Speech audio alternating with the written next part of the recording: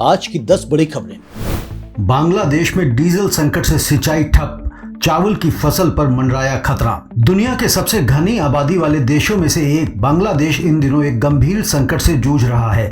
मध्य पूर्व में जारी युद्ध की वजह से डील की आपूर्ति बुरी तरह से प्रभावित हुई है और इसका सीधा असर किसानों पर पड़ रहा है। धान की बुआई का यह सबसे अहम मौसम है और ठीक इसी वक्त सिंचाई के लिए डीजल पंप चलाना किसानों के लिए टेढ़ी खीर बन गई है। फ्यूल स्टेशंस पर लंबी लंबी कतारें लगी हैं। कई किसानों को रात के अंधेरे में खेतों की सिंचाई करनी पड़ रही है तो कई घंटों इंतजार के बाद भी खाली हाथ लौट रहे हैं। डीजल की राशनिंग से हालात और बिगड़ गए हैं। धान के बीजों को जिस वक्त सबसे ज्यादा पानी की जरूरत होती है उसी वक्त किसानों के हाथ बंधे हैं। विशेषज्ञों का कहना है कि अगर समय पर सिंचाई नहीं हुई तो उत्पादन में भारी गिरावट आ सकती है। बांग्लादेश आयातित ईंधन पर निर्भर है और मध्य पूर्व की अस्थिरता ने इस निर्भरता को कमजोरी में बदल दिया है। चावल जो बांग्लादेश का मुख्य भोजन है, उसकी कमी से खाद्य महंगाई का खतरा बढ़ गया है। यह स्थिति बताती है कि भू राजनीतिक संघर्ष किस तरह दूर देशों के आम किसानों तक अपनी पहुंच बना लेते हैं। मध्य पूर्व तनाव और मजबूत मांग से भारत के चावल निर्यात के दाम बढ़े। भारत के चावल निर्यातकों के लिए इस सप्ताह कुछ राहत की खबर है। अंतर्राष्ट्रीय बाजार में मांग मजबूत हुई है और भारतीय रुपये में आई मजबूती के साथ मिलकर इसने निर्यात दरों को ऊपर धकेल दिया है। 5% टूटे चावल की दरें बढ़ी हैं और खरीदारों की रुचि में सुधार हुआ है। वहीं दूसरी ओर मध्य पूर्व में जारी युद्ध ने समुद्री माल ढुलाई और ईंधन लागत को बढ़ा दिया है। इसका असर वियतनाम और थाईलैंड के चावल निर्यात दरों पर भी पड़ा है। दोनों देशों की कीमतें ऊपर चढ़ी हैं। आपूर्ति श्रृंखला महंगी होने से वैश्विक चावल बाजार में एक नई तेजी देखी जा रही है। भारत के लिए यह स्थिति मिली जुली है। एक तरफ निर्यातक बेहतर दाम पा रहे हैं, लेकिन दूसरी तरफ बढ़ी हुई शिपिंग लागत मुनाफे को सीमित कर रही है। अंतर्राष्ट्रीय खरीदार, खासकर एशियाई और अफ्रीकी देश भारतीय चावल की ओर रुख कर रहे हैं क्योंकि प्रतिस्पर्धी विकल्प भी महंगे हो रहे हैं। कुल मिलाकर भू राजनीतिक और आर्थिक कारक मिलकर वैश्विक चावल बाजार की दिशा तय कर रहे हैं। फिलीपींस में उर्वरक की बढ़ती कीमतें, चावल उत्पादन पर 50% तक गिरावट का खतरा। फिलीपींस के कृषि विभाग ने एक गंभीर चेतावनी जारी की है जो वहां के करोड़ों किसानों और आम नागरिकों को सीधे प्रभावित करती है।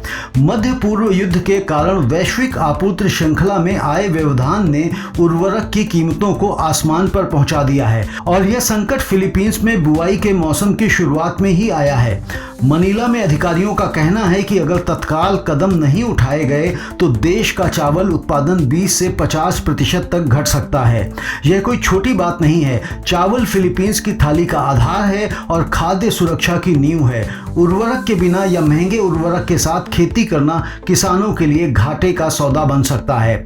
बढ़ी हुई उत्पादन लागत से किसान दबाव में हैं और कई लोग खेती छोड़ने के बारे में सोचने पर मजबूर हो रहे हैं। सरकार से सब्सिडी और आपातकालीन राहत की मांग तेज हो गई है।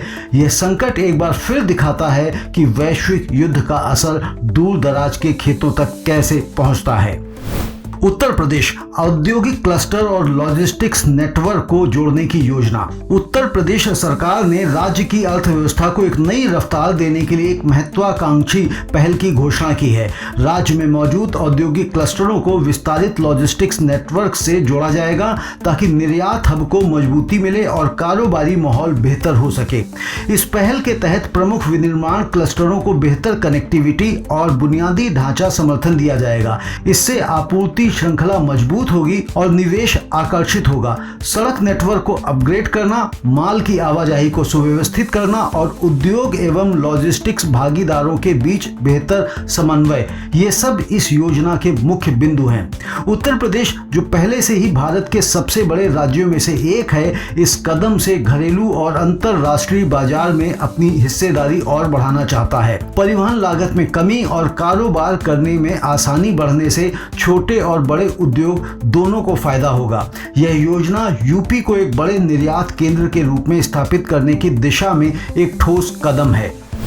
कजाकिस्तान की सीनेट ने यूरोप को हरित ऊर्जा निर्यात समझौते को मंजूरी दी। मध्य एशिया से एक ऐतिहासिक खबर सामने आई है। कजाकिस्तान की सीनेट ने एक महत्वपूर्ण समझौते को मंजूरी दे दी है, जिसके तहत कजाकिस्तान, अजरबैजान और उज्बेकिस्तान मिलकर यूरोप को हरित ऊर्जा निर्यात करेंगे।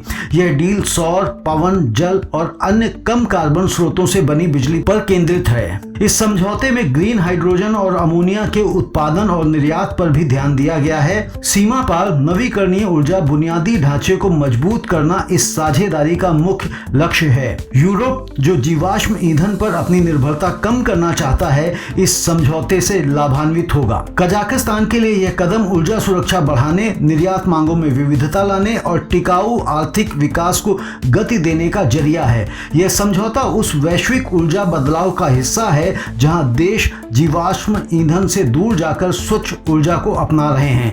मध्य एशिया और यूरोप के बीच इस हरित ऊर्जा सेतु का निर्माण भविष्य के लिए एक बड़ी उम्मीद है। चीन के कार निर्यात में 73.7% की जबरदस्त उछाल, मार्च में 7 लाख गाड़ियां भेजी। चीन के ऑटोमोबाइल उद्योग ने मार्च महीने में एक शानदार प्रदर्शन किया है। मध्य पूर्व तनाव और क्षेत्रीय व्यवधानों के बावजूद चीन ने एक साल पहले की तुलना में 73.7% अधिक वाहन निर्यात किए। करीब 7 लाख गाड़ियां दुनिया भर के बाजारों में भेजी गईं। यह एक बड़ा आंकड़ा है। यह मजबूत निर्यात प्रदर्शन इसलिए भी महत्वपूर्ण है क्योंकि घरेलू बाजार में चीनी कार बिक्री लगातार छठे महीने गिरी है। ईंधन की बढ़ती लागत और इलेक्ट्रिक व परंपरागत दोनों तरह की गाड़ियों की कमजोर मांग ने घरेलू बाजार को दबाव में रखा है। ऐसे में चीनी ऑटोमेकर वैश्विक बाजार पर तेजी से निर्भर होते जा रहे हैं। यह रणनीति काम भी कर रही है। दक्षिण पूर्व एशिया, अफ्रीका, लैटिन अमेरिका और यूरोप में चीनी गाड़ियों की मांग बढ़ रही है। सस्ती कीमत और बेहतर होती तकनीक के दम पर चीनी वाहन निर्माता वैश्विक प्रतिस्पर्धा में तेजी से आगे बढ़ रहे हैं।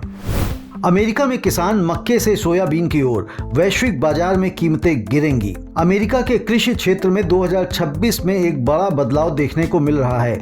बढ़ती लागत, मक्के की कम होती कीमतें और बदलते फसल रिटर्न ने किसानों को एक नया फैसला करने पर मजबूर किया है। मक्के का रकबा घटाकर सोयाबीन की बुआई बढ़ाई जा रही है। यह बदलाव सिर्फ अमेरिकी खेतों तक सीमित नहीं रहेगा। जब दुनिया के सबसे बड़े कृषि उत्पादकों में से एक देश सोयाबीन की तरफ झुकता है तो वैश्विक बाजार में सोयाबीन की आपूर्ति बढ़ती है और कीमतें नीचे आती हैं। अनुमान है कि अंतर्राष्ट्रीय सोयाबीन कीमतों में गिरावट आएगी। भारत, चीन और अन्य बड़े आयातकों के लिए यह राहत की बात हो सकती है, लेकिन उन देशों के किसानों के लिए जो सोयाबीन उगाते हैं यह दबाव बढ़ाएगी। यह घटनाक्रम बताता है कि कैसे एक देश में बदलती फसल अर्थव्यवस्था पूरी दुनिया की कमोडिटी कीमतों को हिला सकती हैं। कृषि निर्णय अब केवल खेत तक सीमित नहीं, वे वैश्विक बाजार को आकार देते हैं। प्रतिकूल मौसम से कॉफी उत्पादन घटा, निर्यात में मंदी की आशंका। दुनिया भर के कॉफी प्रेमियों के लिए एक चिंताजनक खबर है। जलवायु की मार से कॉफी उत्पादक क्षेत्रों में फसल बुरी तरह प्रभावित हुई है। रिकॉर्ड उत्पादन के बाद इस बार भारी बारिश, सूखे और अन्य मौसम की मार ने पैदावार में बड़ी गिरावट ला दी है। कॉफी निर्यातक देश अब उत्पादन लक्ष्य पूरे करने में संघर्ष कर रहे हैं। निर्यात में मंदी आने की आशंका जताई जा रही है।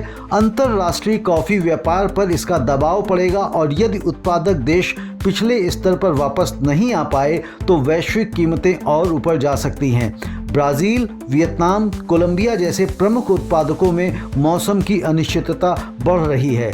जलवायु परिवर्तन अब सीधे कृषि निर्यात को प्रभावित कर रहा है। कॉफी की मांग दुनिया में लगातार बढ़ रही है, लेकिन आपूर्ति अनिश्चित होती जा रही है। यह स्थिति एक बड़े सवाल को जन्म देती है, क्या हम उस दौर की तरफ जा रहे हैं जब आपकी सुबह की कॉफी और भी महंगी हो जाएगी। उत्तर प्रदेश में कृषि विकास दर 8% से 18% पर पहुंची, सीएम योगी का बड़ा दावा। उत्तर प्रदेश की कृषि एक नई ऊंचाई पर पहुंच रही है। लखनऊ में आयोजित छठे उत्तर प्रदेश कृषि विज्ञान कांग्रेस 2026 में मुख्यमंत्री योगी आदित्यनाथ ने एक बड़ा आंकड़ा सामने रखा है। पिछले 9 वर्षों में राज्य की कृषि विकास दर लगभग 8% से बढ़कर 18% पर आ गई है। यह उपलब्धि किसान केंद्रित नीतियों, बेहतर संसाधन उपयोग और निरंतर प्रशासनिक प्रयासों का नतीजा बताई जा रही है। उत्तर प्रदेश, जो देश के कुल खाद्यान्न उत्पादन में लगभग 21% का योगदान देता है, अब तकनीक और बेहतर खरीद व्यवस्था के जरिए और आगे जाने की तैयारी में है। कृषि विज्ञान, उन्नत बीज, सिंचाई सुविधाओं और मंडी सुधार, इन सभी मोर्चों पर काम हो रहा है। यूपी का यह कृषि विकास देश के अन्य राज्यों के लिए भी एक मॉडल बन सकता है। जब देश के सबसे बड़े राज्य का किसान समृद्ध होगा तो इसका सीधा असर राष्ट्रीय खाद्य सुरक्षा और ग्रामीण अर्थव्यवस्था पर पड़ेगा। तमिलनाडु में बायोटेक और टिकाऊ कृषि पर द हिंदू का वेबिनार। चेन्नई से एक सकारात्मक पहल की खबर आई है।